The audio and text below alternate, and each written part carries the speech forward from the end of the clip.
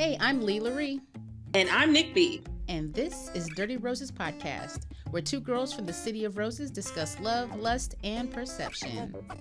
And we got two very different perspectives. That's right, because my girl Nik B is a long-term habitual dater. Oh, for real? That's what we're doing? I mean, girl, it's facts.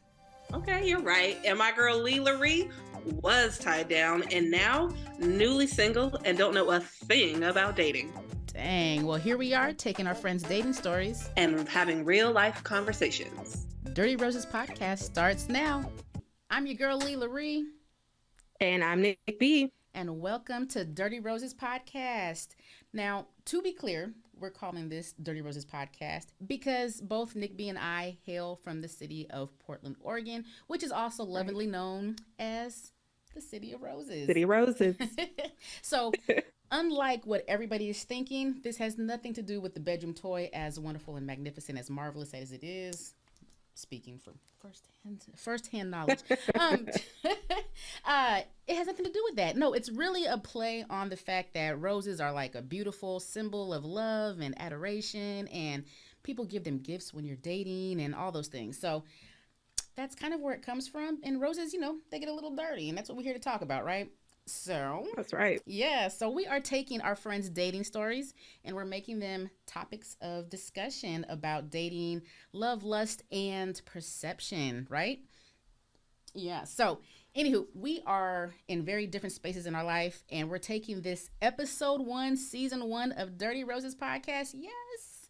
And so excited. I know, girl, me too. And I can't wait. This season is going to be amazing.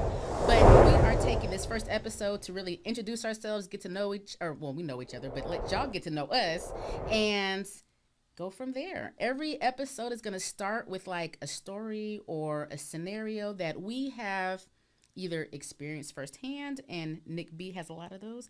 Sorry, I'm just totally kidding. No, we are taking those scenarios, those stories, from our friends really that have like these really amazing, crazy dating stories, and we're turning them into topics, and it's going to be really interesting.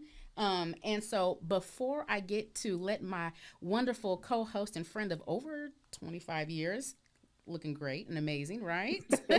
Thanks, girl. Yes. I'm going to tell a little story, right? So we're going to start with this. So Nik B and I have been friends for a very long time. And when I moved back home to Portland from Atlanta, Nik B and I decided to start a business. Right? You remember this? We did. I remember. Continue. Yes. So our business, okay, now Nik B, a graphic designer, and me being a marketing person, we were like, yeah, we're going to make graphic design, merchandise, and apparel for other people. It was a great idea, wonderful thing. I'm not going to talk about our success rate because I don't think we ever really got there. We didn't. There was never a success rate. It was just an idea. I don't think we ever. It was a great idea. It was an idea with an actual business. We were an actual LLC that did not print not a single thing. Not one thing. But we did participate in some stuff. I'm gonna let you go on with that. Yes. And it just wasn't related to what the business was at all. So yes, so we had this business idea. We were in our mid-20s, not a whole lot of capital behind. Dang, we were in our mid-20s? We were. Let's not talk about how long ago that was. Yeah. Sheesh. All right. Okay. So back to the story. So we started the business.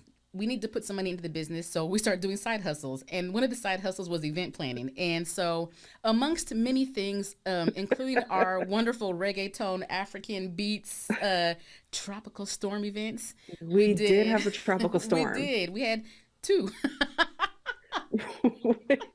No, we had yeah, two. We did. We had 2 actual events. 2 tropical storm events, and then we had the one at Blue Dragonfly. Does anybody remember Blue Dragonfly? They used to be, what was it, in Southeast? Yeah, like Southeast. Right off of like in the industrial area of Portland. Yeah.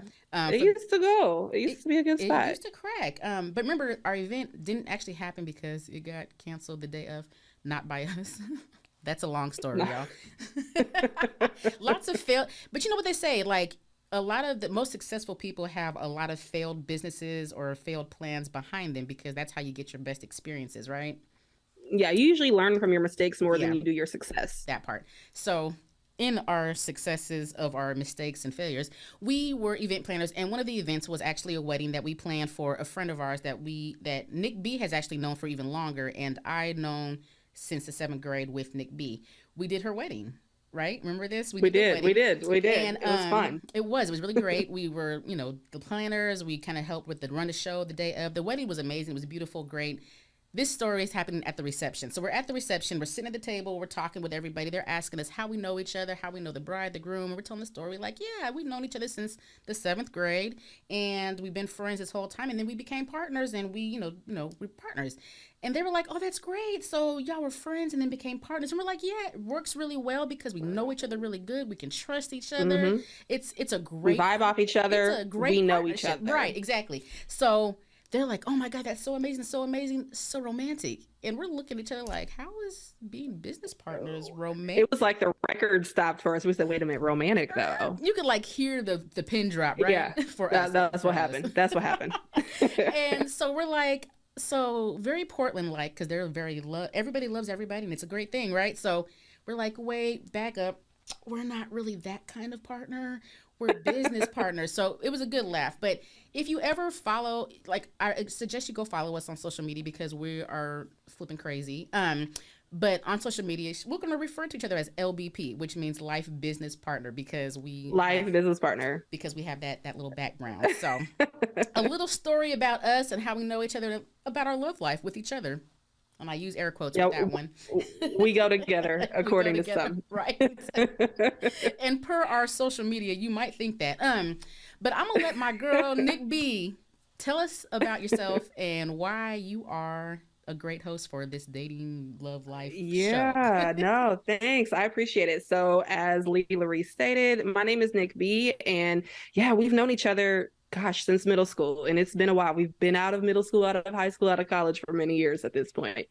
And we've always worked well together. We laugh a lot together. And I know that Leigh, I used to talk to her all the time about dating scenarios that I had been in. And this one over here, she forgets nothing. She's like, oh, I'm gonna put that in the book. I'm gonna put it in the book. And, we got some fun topics to talk about, and we thought, why not share it? I'm sure that, everyone can kind of relate to different scenarios or situations, but we also ran into a lot of really good topics. What would you do in a situation similar to XYZ?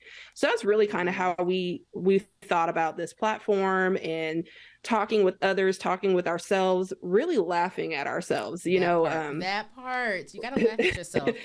Life is short. Laugh at your pain. I was just saying, life is short and we don't have to take everything so serious. And I think we have found that just in working together, we almost take nothing serious. We take it serious, but nothing is too serious. We laugh and giggle a lot. So we're here to talk about our perspective, our perceptions, what we think about different things, and just sort of dive into different topics that are maybe sometimes even taboo to talk about. Yes. But yeah, so we're here. We're excited to be here. We are both new to podcasting and welcoming you into this dialogue. Yes. So bear with us if it's a struggle, but we're going to get through it and we're going to have a lot of fun while we do it. I am loving this. I can't wait. This has been in the works for a very long time, and I'm gonna say this only because I love Nik B, but she has a lot of dating stories, and the book that she refers to is like something that I've been putting together that really primarily was around all of her dating stories, but then I started collecting stories from other people. So, it's interesting. And now, for me, I'm kind of back entering that world. So I am newly divorced and have been in a relationship for like 21 years. And I am notoriously single. I have not been in a relationship. But yes, so Leigh's coming out of a long marriage. And what is that like for you, stepping into this? Let me ask you this to start off with. The last time you were single was in the 1900s. In the 1900s, yes. Back in the day. What has changed in how you approach dating then versus now, excluding the fact that, of course, maturity and priorities have changed? What for you is eye-opening, I guess? The most eye-opening part was that y'all's stories were true. Like when y'all, I'm saying this to be funny, but like when I say my friends had the most insane dating stories, when I'm talking from sex contracts to being trapped in cars and from men living in attics. And I mean, when I tell y'all, these stories are ridiculous. And when y'all get to hear them, they're crazy. But I was like, y'all have got to be telling me the worst of the worst stories. Like, there's no possible way that this is what it's like. And when I tell you that those are reality, I kid you not. In the few months that I have been on the market, it has been literally insane. So I'm learning that I've got to be very careful because I might get locked in someone's attic. But no, seriously, like I think oddly, I have not dated in my entire adult life, like at all. Like I was 18 when I got with my ex, and so my entire adult life I was married or in a committed relationship. So I haven't dated since high school, and even in high school, that like I don't know if I really count that. Like we hung out, we did group dates and group things. I think I probably went on one intentional date with the guy that I was dating when I was like 16. We went to Red Robin. He brought me a rose. He did. That's a big deal in high school. That is, first of all, that is a whole commitment. You know, that is a whole commitment in high school. He took your ass to Red Lobster? No, Red Robin. You know, the burgers and fries. So and you know this it was PG. And you know this, it was very PG. You know this person. He played football. Okay. He played football. Okay. Yes. Yep. And I think I know who you're talking about. They had a game that day, and then after the game, they met me. They went to Red Robin. I met them. So we met at Red Robin. Yeah. And then, you know, because we didn't have a car transportation, we walked home, and it was really cute. We stole some balloons off of a sign from a business, and he gave those to me along with the rose that he brought me. Yeah. Okay. I feel like, okay, now did you walk to your home or his home? We walked to my home from Red That's Robin. A good 3.5 to 5 mile Now, what walk. y'all don't understand is our generation, we walked, we took the bus, we rode bikes. We took TriMet. Yeah, TriMet is Portland's metro transit system. So and I was taking that since middle school. I don't know that, well, I guess, yeah, kids today are on public transportation like that, but it felt like just a different time period. It really was. And when I say we walked, so the area that I walked from was probably a good 10 miles, maybe not that long. I might be exaggerating, but it was a good walk. And we walked from the restaurant to my house where he dropped me off. And there was no Uber Lyfts. No. And then he walked none of that back then. And then he walked home to a whole nother quadrant of the city because I lived in Northeast Portland. He lived in North Portland. So he walked. Y'all was home. Engaged. Y'all was engaged. That's love. That's love. That was high school teenage love. That was a whole relationship. That was commitment. That was, I'm okay with getting holes in my shoes. I understand the weather is bad. It's all that. That's all dedication. All of that. But it also kind of segues into my perspective on how I date. Like I do the commitment. I do the whole like when I'm with you. And so this whole dating thing for me is like it's new. It's like getting to know people and have conversations and not friend zoning people because I'm like, oh, we're having a conversation, so we're friends and not pursuing. So it's different for me. Like, but for you, like, how is it for you? Because you've been dating for a very long time. You've been on lots of dates. First of all, you make me sound uncommittable. Okay, that's first and foremost. I just know that you have a lot of experience. Sheesh. I do. I've had a lot of experience. And I guess, you know, if we're taking kind of what you remember from your first dates of, you know, chivalry and walking you home, being intentional with the date. I don't know. My first approaches were not intentional. They were more of testing the water out. Does he like me? Doesn't she like me? And it was never clear on were we hanging out as friends or hanging out as more, because I've always been that super cool girl. Oh my gosh, you're like a homie. Part. You're like one of the boys. So question. And so when when you're doing the getting to know you phase, though, are you doing this like via phone, text, like that kind of thing? Or are you doing the getting to know you in person and going places and doing things? Now, are you talking today or are we talking back in the day? Oh, both. So to be very clear, back in the day, if we're talking about, you know, high school, even my very first year of undergrad. I wasn't dating. I wasn't thinking about anybody like that for real. I kind of operated under, I know I'm not going to be with you forever. Why am I investing in you now? Let's be friends, because you're not going to be my husband. I refuse to believe that some 17-year-old boy still staying at home could show me that he was a provider.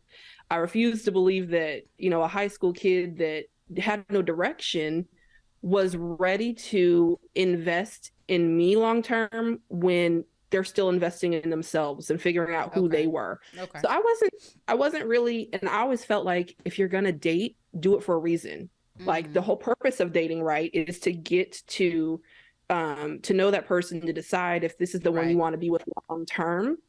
And if I'm trying to be with someone long term and I know I'm not ready for it and I don't believe you are, well, then what is the actual point? So I had friends, and that was really it for me. Were these friends with benefits or literal friends? They were just friends from all the way up until I was about 20 years old, 2021. Okay. And then at that point, they were friends with some perks. There was definitely some benefits popping off, but that's, I was still not really, and that was, now we're talking about undergrad, college. Right. Okay, so when you say that now, we talk about dating and those kinds of things. You weren't seriously like dating people until like 2021-ish, right? So when did you lose your virginity? At 20. It was like yes. See, I thought I was delayed, but okay, girl. No, it was maybe 3 weeks before my 21st birthday. Shut the front door. Again, so like it wasn't a religious choice. It wasn't a lack of options choice. Right. It was more or less like, for what? You know what I mean? Like, sense. Why? Why you? And then also, I felt like so my first year of undergrad, I was in Oregon. Okay. And at my university in Oregon, I didn't feel there were a lot of options. And the options that were there, I didn't feel they were checking for me anyway. So it's not like I had a plethora to choose from. It wasn't until I transferred universities, continued my education in the East Coast, the South, Southern Virginia. In the HBCU at that. At HBCU. Right. That I was really like, oh, okay. And girl, don't you know, the first one to knock me down, he was this old country boy. Okay, couldn't understand a word he was saying. His accent was so thick, and I swear, all I would say to him was, "Huh? What? What?" She's like, "Just be quiet, turn off the lights." Right. He used to be so mad at me because I couldn't understand him. I didn't know what he was talking about. I was like, "Yo, you can't enunciate nothing. What are we doing here?" So great. Yeah, and I actually have an interesting story about that because he was the guy that I lost my virginity to. We lost contact for over 20 years, and then reconnected to date as adults, and it was a trash relationship. It was awful. It just it was not a good rekindling, but I mean, we live, we learn. So yeah. Hey, well, I feel like those virginity takers end up being trash adults because mine's not doing well either. So Is he really? Okay. Well, I mean, so that kind of brings me to some questions I would like to ask anyway. Let's ask them. Just in light of getting to know, or for our audience to get to know us better, because some of these things we know. Right. Definitely have some Q&As, some questions. Let's do it. And feel free to fire back at me. But my first question for you was, where was your first kiss? And did you feel like you knew what you were doing? How did that scenario go? Like, do you remember your first kiss, first of all? Okay, so are we talking about like the first technical kiss, or are we talking about like the first real intentional emotional kiss? That one. I mean, because let's face it, we've all kind of given someone a smooch and it's been a petty little, well, I'll tell you both stories. So, we went on a Washington, D.C. trip in 8th grade, right? And I was there for that. Yes, you were. I remember because I'm gonna tell you this. So Nik B is very tall and she's curvy and she's always looked grown for her age. I was so jealous because when we were in DC in the 8th grade, now listen, we fast but not fast because clearly she didn't lose her virginity until she was like in her 20s. But we was acting fast, and so We were trying to get phone numbers. we I remember were at the train station. I don't know, were we Yes. in DC or were That was it DC. That was was at Union Union Station. Station It over was. by the Capitol. It was. So we were there, and all these dudes, grown men, was hollering at Nik B. Like they was Because I like, look "Dang, grown she look-" AF. I'm telling you, she was like, he was almost, he was like 5'9", 5'10" in eighth I'm the grade. same height today as I was then. I have not grown. So she had a okay? growth spurt in But eighth grade and hasn't grown since. I did. I used to be a center. I used to be a center in basketball. Okay, so did I. Today I would So be a did I. strong. Okay. And I'm Well, all of you five. look like But that was like in fourth grade. So oh, that was gonna say that was fourth grade. Okay, I used to be a center, and then after high school or after middle school, I was no longer a center. I slowly kind of kept coming down To the because yeah, I'm clearly like a wing power forward right now. that is great. But no, I'm a whole 5'8", and so yes, that is still Okay, tall for it was a girl. tall for eighth grade. So anyways, It was even taller for eighth grade. There it we was go. very tall for eighth grade. So we're in the Union Station, and she's getting like like I don't know if you got any numbers that day, but she was getting approached, and I'm looking like, dang, I had a little. Now I had Shirley Temple curls. I don't know what I thought I was. I thought I was doing it big, but she was walking around with her hair the way it is now, flowing and banging and just doing her thing, and I was like, dang, we can't even get no numbers, and I don't even know where I was. Oh, so eighth grade class trip. I'm gonna bring it back. I'm gonna bring it back. So Yep. we were Bring it on back. the tour bus, the buses that were taking us around because we went to like DC, Philly, we went to Virginia, all these places, right? Yeah. So while we were on the bus, we were doing a game of truth in there, and this white boy, bless his heart, I'm not gonna say no names, but he will not let me live this down. He still to this day would be like, "I was your first kiss. I was your first kiss." I got dared to kiss the white boy on the bus. Okay. And Oh it was my one of those gosh. little lean across the aisles, and it was like a mwah kind of a kiss, right? That was it. That's so. Okay. That was the. So that was your first peck. Technical first, yeah, technical peck, right? All right. My first intentional kiss was the football player from high school. Mm-hmm, My first technical boyfriend, and had no idea what I was doing. We kissed at the park, whatever. It was cute, you know. I think from that point I learned how to be a really great kisser. I must say, whatever. Really? Wait a minute. Is he the blueprint for your kissing? I mean, You know is what? that My pillow what- was. My pillow my was. God. I don't know I'm if done. he was a great kisser. I know that I was. I want to say Because your pillow taught you well? Is that what we're HBO, saying? Cinemax, you know, them late nights. I had a TV Hilarious. in my room when I was a kid. I was blessed. So Cinemax and Let me find out you're watching BET HBO. Uncut. Yeah, Getting I pointers. was every day. I ain't got no panties on. You know what I'm saying? Yes, I was a BET Uncut aficionado. Like I definitely was Nice. all about that. Anyways, long story long. He was my first kiss. And I didn't know what I was doing. And in fact, I think I told him he was my first kiss. And then my homegirl was like, "Why'd you tell him that? Don't tell him. You ain't supposed to tell nobody it's your first." And I was like, I was just being honest. And I'm a very honest person. I think I've carried that through my life, that I will tell you whatever the gosh. hell I'm thinking. And it is what it is. You take it or you don't. Yeah. You know, whatever. But, Right? So, okay. Now you go. What was your first kiss? So, okay, both scenarios. So my first like peck innocent kiss was, do you remember Grand Central Bowling Alley before it turned to the bougie Grand Central Bowling Alley? Yes. So we have a bowling alley that is very bougie right now. It's like a bar / club / it's got lights and Yeah, it's specialty cosmic drinks. bowling kind of. It's real. It's It's like a swanky. hipster. It's cute. It's like a little hipster Yeah. place. Yes, but it It's wasn't super always cute. like that. But back in the day, it used to be a traditional hole in the wall gutter alley bowling alley type of situation where in fact my folks my parents, they were both on bowling leagues there, so I kind of grew up on these bowling lanes, right? And so after school every Wednesday, that's where I was. And occasionally friends would be like, "Hey, we want to come to the bowling alley too." Moms would be like, "Cool, tell them to come on after school and I'll drop them off at home." So Mom's is hella this- cool. this one particular Wednesday, some friends, because it was more than just me and this guy who you definitely know this guy. Of course, because Portland is small, y'all. We know everybody. Yeah, no, but you know him well. He's Okay. kind of like your brother. He's kind of like that. Oh Lord, have mercy. And so, so I think someone dares us to kiss, and so we end up going down to the game room, and the game room was in the basement of the bowling alley, and they had cameras, and we knew that they had cameras, and so we positioned ourselves just off camera because That we is didn't want anybody to see hilarious. us. Criminal activity. And that was but like it was a 1, 2, 3 mwah, situation, and that was my first. I don't know if that was his, but it was innocent. It was like kind of a dare to go kiss Nicole kind of situation. Yeah, And so yeah.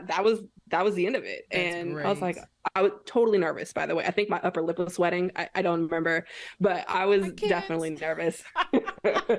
Now my first romantic intentional kiss was just in it was in high school. It was my freshman year of high school, Mm-hmm. and I will never forget it because I felt like I looked a hot mess. So I at the time was kind of seeing unofficially dating, but yeah, I guess he was technically my first boyfriend. Uh-huh. um Short-lived because Yes, it's high high school. school. Right. And so I remember that he also played football, and I was going to his homecoming. So Mm. I was going to homecoming, and it's not at my school. And Was it at my school? it was your school. It was your The homecoming. flannel It was institute. for The flannel. yes, the Y'all, flannel. when I Okay, tell so no, y'all, let me tell this because it's no, so no. hilarious. Because y'all know Oh man, it's homecoming is messed up. supposed to. I didn't know. I'm just disclaimer. I didn't know that I would tell you etiquette. this. You Oh, know, messed up. homecoming, winter formals, those dances were like formal dances. Well, not formal, but semi-formals. And you would get dressed up. Why Nik B came to our dance with a whole lumberjack flannel on? Like she was like gonna cut Uh, trees and build log cabins after the event. Like we was gonna party at the cabin that she built in the woods behind the school. I don't know, but yes, go ahead with your Okay, so romantic. she's not lying, and this is what happened with that outfit. It was my first homecoming because it was actually the homecoming. You guys had your homecoming before my Uh-huh. school had theirs. Uh-huh. So I had never been to a homecoming, didn't know what to expect at all. And I didn't realize that it was a girls come in cute little short dresses. I mean, keep in mind I'm a freshman, and I didn't know what I didn't I know. mean, but the I rest of just the knew that I freshmen had wanted on dresses, I don't but know ooh, why. I don't know why, but I blame didn't. your And mom. so I do blame my mom because I had a discussion with her, and I'm like, "Hey mom, I want to go to homecoming, and my boyfriend's going to be there, and he's playing Oh football, my God. and I just want to look effortlessly cute." I was like, I want sure my outfit matches, but I don't want it to look like I tried to make it match. So we went to the little So she mall came and as a found some lumberjack. stupid found some I stupid can't. corduroy pants. They were Well, cream. she was making And then fires. your thighs rubbed together with them corduroys. They were Oh, smooth in not the between of those corduroys legs. and the lumberjack. Oh my God. So get to the kiss. But what I'm getting there because this is part of that. I Okay. was hot. I was really hot. I can't. I swear. This is how we ended up outside because I was hot. All right. So so I'm in my little corduroy pants with it was red and brown and I think some orange and cream flannel top, right? And I had brown shoes. They were boots. All Oh, right. she was straight Portland. When I said that is And a oh Portland God. outfit. Go And ahead. I'm just in this homecoming dance, and he's late because after their football game, they go back to their locker Right, rooms, right, they discuss the game, they get changed up, and then they come to the school. right. So I'm there early, and I'm hot because the air conditioning was not penetrating through those layers of fabric, and sweating all the little makeup on that I had off, and whoo, child. Anyway, date comes and we try to dance, but I'm at this point I'm done. I've danced enough. It's a wrap for me. I need to be hydrated. So we end up going outside, and we're standing by this outside pool area. And he was just like, "So can I kiss you?" And I was like, "Okay." And I'm like wiping sweat Oh off my God. forehead because it's hot and I'm still trying to cool myself down. But that was my very first kiss, and that's why Oh, we were outside, is because I was hot. that is And great. yeah, it was like my first intentional, I know what I'm doing, but I didn't know what I was doing Mm. because I felt like my mouth was everywhere. My tongue was doing like Oh this way Jesus. and then I this way and can't. then this I way and then can't. up, down, this way to the right. I It was can't. stupid. She's playing Tetris It with the was tongue. I can't. I didn't know what I was doing, but I Oh God. knew what I was doing was a first for me. Yeah. So And it was I'm special. mad that my first kiss was in a flannel. Hey, but you that's know what it what? was. That is very Portland. I tell you that. But I do want to ask a question. So you Yeah. mentioned mom and all that stuff, right? So what were Yeah. your examples of love growing up that has kind of changed or prescribed how you view love and relationships now? Yeah, I think that, because I grew up with a single parent home, Mm-hmm. I didn't understand the purpose Mm. of having a man in the house. And not because there's not things that I don't need a man for, but learning from my mom that you can do it yourself, you can Mm. get it yourself, you can assemble it yourself. Um, you can love yourself enough to where you don't feel a need for someone else to Gotcha. pour into you. It's made it challenging in the sense that I'm like, all right, well, if you're not going to meet my expectations, why am I putting up with the potential that you will one day? Mm. It's sort of like, bye. I kind of have a low tolerance Mm. for allowing someone to get their stuff together, because I'm Uh-huh. like, either come to me when you have it or don't come at all. Right, right. Now, I know we've talked about this before privately, but as a single person who's been single for a long time and kind of saying what you said, like, does that mean Mm-hmm. that you're so accustomed to doing things by yourself that it's hard for you to kind of lighten or lessen that level of expectation to allow someone to come in and date and be that person for you? Absolutely. Everything that I have, I kind of worked for on my Mm-hmm. own or with the help of just my mom. So I think about the last guy who I dated seriously, and I would try to allow him room to do things for me. But Right. then when he would do them, I'd be like, well, F it, I'll just do it myself. Yo, you're tripping. I asked you to bring something in from out the car. It's been in the car for 2, 3 days Oh, straight. I'll Jesus. just get it. Don't worry about it. Don't worry. And Right, then you get right. mad. So it's just, it can definitely be a struggle. Mm-hmm. I think it's something that I have to consciously be aware of and figure out Mm-hmm. how to navigate allowing other people to do for me or Yeah. want to do, without just sort of rushing them out the door. Right. So It's weird too because like we have kind of a similar growing up situation. Like I was also a single yeah, parent growing up, but yeah. my mom was independent as far as working and making her own money and doing all those things. But she was very Mm-hmm. much like kind of a player from the Himalayas. Like it was like you had a dude that did everything and not to put her out there like that she was out there, doing whatever she was doing. But she had a lot of guy Mm-hmm. friends, like kind of like how you said you had a lot of Mm-hmm. guy friends. Like she has a lot of guy friends. She was the homie. Like she's always been the homie to a lot of people. And so she had Mm-hmm. a lot of friends, legit friends, maybe some friends with benefits. I don't know. I was growing up, but there was always a gentleman that was able to do something. And so, but for me, it kind of was the opposite for me. Like I felt like that was not what I wanted. Like it wasn't like Mm-hmm. I didn't want to be the person that had to depend on multiple people. I wanted to have a steady person in the home. And I think I also kind Mm-hmm. of like the idea of having a family, which is what I Mm-hmm. did not have. And so I kind of went the direction of I saw what was, and it wasn't bad. It was the best that our parents had with what they had and what they knew. And Yeah. but I wanted the opposite. I wanted to have something firm, steady, consistent in the home that I could count on that one person for. And I think that's Mm-hmm. why I went the way that I went with my life. Mm-hmm. Oddly, I'm in the same boat. So I don't know if it worked out or not, but it's interesting how you took the path of I saw my mom being independent, and I'm too also independent, and I want to be that same independent person with somebody. But Mm-hmm. Yeah. but my mom did, it was like she's independent in a certain aspect, but she had other people, and I'm like, no, I don't want that. I want something different. Right. And so I just that's Yeah. I would definitely say I wanted something different. I think I uh huh still do yeah want something different. But I know that probably just my independence, my confidence, my mm-hmm willing to get things done on my own probably held me back from right letting someone else know that I needed them. mm. That makes sense. Yeah. That makes sense. Yeah. So ideally, you would probably need like a very strong personality person to be like, no, I like kind of put you in your place, not in a negative, toxic way, put you in your place, but kind of put you in your place like, Hmm. hey, no, you sit down, I got this. Like, So that actually doesn't work well with me. really? The sit down, I got this approach. No, I'm more less talk, more show. So don't tell me sit down, I got this. Just go do it. Gotcha. Like, So yeah, like let's not talk about what you're gonna do. Do what you're gonna do.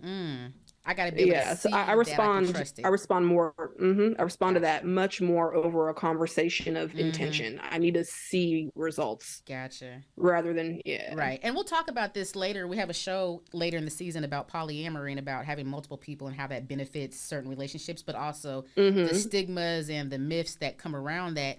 And a lot of it for some people is I don't trust a person to take care of me the way that I need to, so I have to have multiple people, or vice versa. Like, I don't trust that you can take care of multiple people, so I'm not doing that. So that's an interesting approach to things, and we'll talk about that later in the season, along with many other things that we're going to talk about. But you got more questions? What you got? I do. So another thing I was wondering about now, I don't know, maybe you have an example of this and I'm just not aware because you've had more long-term relationships, but have you ever cheated? Have you ever cheated in a relationship? And if so, what is the extent of cheating for you? Is it only a physical? Can cheating be emotional? I mean, what? So I think there are levels to cheating. And so on a minimal level, I would say I probably have emotionally cheated. I think, and I think that's as detrimental as physically cheating, and especially and there's a difference between men and women when they cheat, but I think for me it was I wasn't getting the affection, the attention that I needed at home. We were constantly, and this is what led to our divorce ultimately, just over the years, is we were just on different paths and different wavelengths of how we communicate and what our needs for communication and what our needs for affection were. Totally different views on all of that, which I think as a young person, I wish I would have known to have the discussion of expectations prior to getting into a relationship, because I would have let that be known. But with that being said, I think that I pursued friendships with people who filled the void that I was missing in the attention piece and the conversation pieces and the really just the attention. I think that most people cheat based on attention, but for me it was emotional. I didn't go any further than that, but it was emotional, and I hit it, so though there's art. So you're saying that at the time your husband did not know of these emotional relationships you were having outside of your marriage? I think he knew of the friendships, but not of. So here's the thing. So I won't say that I intentionally went out and was like, oh, I'm going to have this emotional relationship with somebody. It was a friendship with people that I sought out, or that I pursued this friendship and the communications with this person beyond what would have been a normal friendship. And it was because we communicated so much, I felt like I had to hide pieces of it. So the pieces that I hid made it feel like it was emotional cheating, even though he was aware of the people, he was aware of the friendships, and he didn't know the extent of the. He didn't know how much I needed those friendships in those moments, and I think that's, for me, that felt like cheating, because if I have to hide any piece of anything, then you shouldn't be doing it. So to me, it was wrong, and it was those pieces of it. I didn't go further with things, and really, honestly, they weren't even like sexual conversations. It was just, I needed that person in my life to fill a void. And because I felt like I needed that person, I felt like I had to hide why I had that friendship. Does that make sense?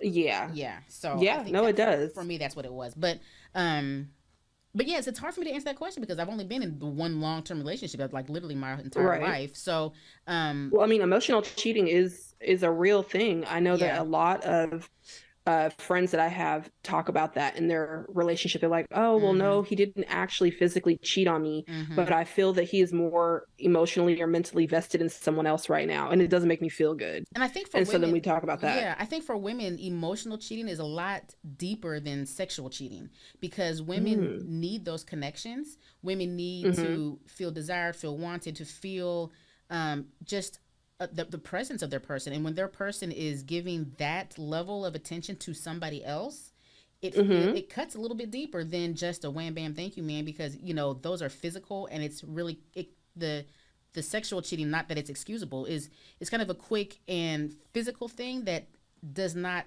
tie you to a heartstring. You know what I mean? And I think when you share your heart or your spirit with somebody, that feels deeper, and usually for women it feels different than sexual cheating. Which is why a lot of women probably more so emotionally cheat than they do sexually cheat, and more men sexually cheat than they do emotional, because they're both on We're both definitely ends. going to have to get a guy on here and ask about that. I would Yes. definitely like to have some perspective absolutely. from another angle on that topic. And that's great because a lot of our topics that we're going to be talking about, we're going to have guy girl perspectives coming in. So it's going to be interesting. We're going to wrap things up real soon, but I think, you know, Nik B, where can they find you on social media? Yeah, I was actually just going to say, with us hoping to talk with some of you listeners, guys and girls, please feel free to reach out to us. I can be found at a couple of locations. So on Facebook, you can actually find me under Nik Leigh LaRie. As well as on my Instagram. So both of those places, Nik Leigh LaRie. And even if you go to our podcast page on Facebook or Instagram, or what we got, Twitter, do we TikTok, have we got TikTok? Yes. For under Dirty Roses podcast, you can certainly reach out to me there, and I'm quick to respond. So please feel free. Either Nik Leigh LaRie is my handle, or find me at Dirty Roses podcast. I love it, and I'm glad you said that too, because we are going to be, one of our episodes is going to be taking listener questions and points of advice. So, you know, if y'all have a scenario that y'all want to share with us and you need some input, you know, go ahead and write to us, because we're going to share that on one of our episodes later on and hopefully carry it out, you know, throughout the season. So, but you can find me, Leigh LaRie, on all social media platforms, LeighlaRie, on all social media. You can find us at Dirty Roses Podcast on all social media platforms. And of course, make sure you follow. We post all kinds of crazy conversations. These conversations that we have today and that we're going to be having throughout the season are going to be carrying on through social media. And we got some wild friends, wild listeners, wild folks that are sharing some good stuff. So join the discussions. Maybe your scenarios will make it onto the show one day, and we look forward to talking to y'all again next week. Absolutely. Yes, episode 1, season 1, done. All right. Bye, guys. Bye.